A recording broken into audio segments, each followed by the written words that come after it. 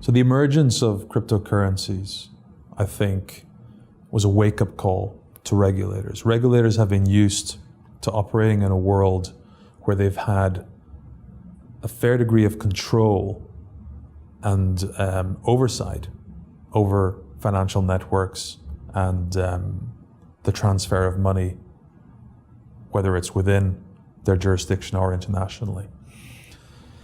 The emergence of a decentralized peer-to-peer mechanism for transferring value that bypasses all of those traditional financial networks, I think is deeply concerning to them.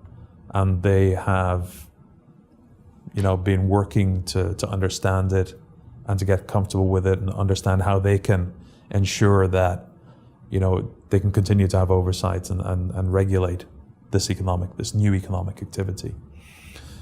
I think they just about gotten comfortable with Bitcoin, and then something like Zcash comes along, which has got, is portrayed in the media as being anonymous and secret, and they've had to then start up that process again of learning about it. But we talk to regulators, we talk to policymakers to help them understand this technology, to help them understand the implications that it has for policymaking, for law enforcement, for regulation, for preventing money laundering and terrorist financing. And once they learn about it, they start to understand that it's not all that different from, say, something like cash. We already have mechanisms in place to prevent money laundering using cash. And when you have something like Zcash, which is effectively digital cash, a lot of those same principles still apply. This idea that it's anonymous isn't really true. If you are depositing funds into an exchange, then implicitly that exchange has to have already done their know your customer checks on you. So they know who you are. They know that it's you that's depositing those funds. And if they need to query where the source of funds are, then they can do so relatively straightforwardly. So a lot of the principles that already exist and a lot of the techniques that already exist are applicable to these new technologies and these new currencies like Zcash. And it's purely a matter of helping the regulators and the policymakers understand that fact.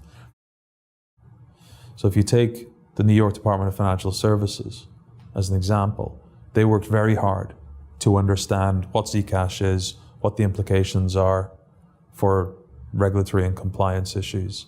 We helped educate them and help them understand those issues.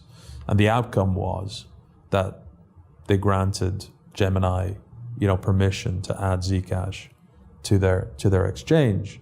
And the reason they did that was because they had gained that understanding. They were comfortable. They understood that Gemini would still be able to fulfill its regulatory obligations, that the fact that it was Zcash instead of Bitcoin had no impact on that whatsoever. And the reason that they were so keen to put the effort into understanding it is because they recognize that they have a key role to play in helping New York maintain its position as a global financial center.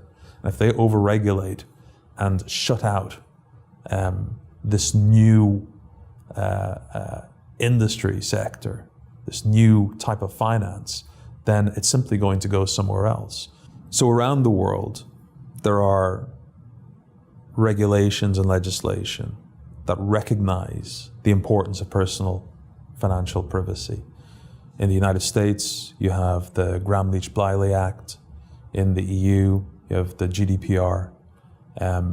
It's a theme in today's world where you have issues like the Experian hack, concerns over how data is being shared on Facebook, that people are growing more and more aware that they need to protect their personal data. And financial data has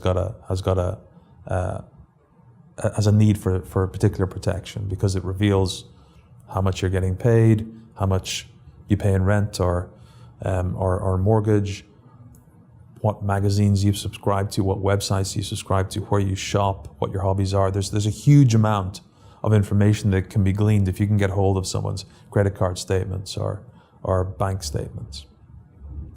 Now, when cryptocurrency go mainstream, if cryptocurrencies don't have technology in place to protect their users' privacy, then all of that information is going to be exposed to the world.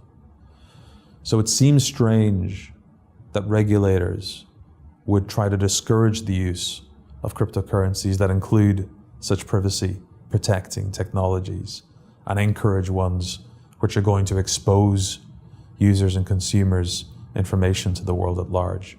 I think there is an argument for saying that actually, if you're going to offer cryptocurrency-based services to users, you at least need to make them aware of the privacy risks that they're incurring if they're not using privacy-protecting currencies.